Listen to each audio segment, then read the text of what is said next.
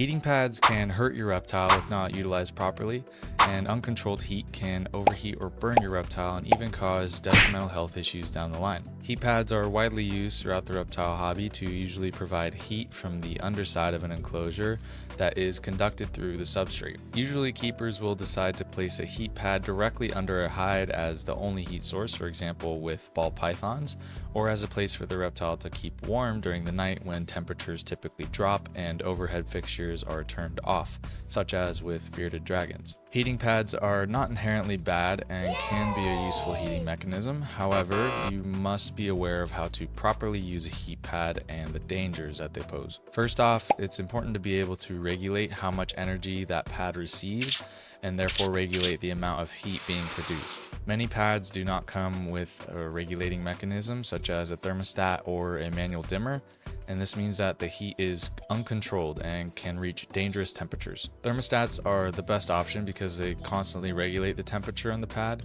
based on which temperature you decide to set. Manual dimmers are not as good because they do not constantly regulate heat, but only decrease the power input. So basically you manually have to keep an eye on the temperature on your hotspot, which leaves more room for error.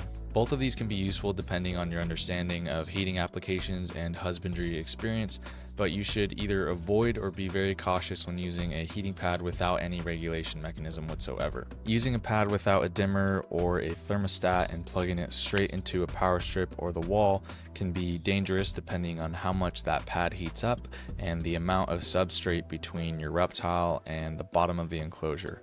I would recommend avoiding this heating method. Follow if you want to learn more about heating practices and husbandry in the reptile hobby.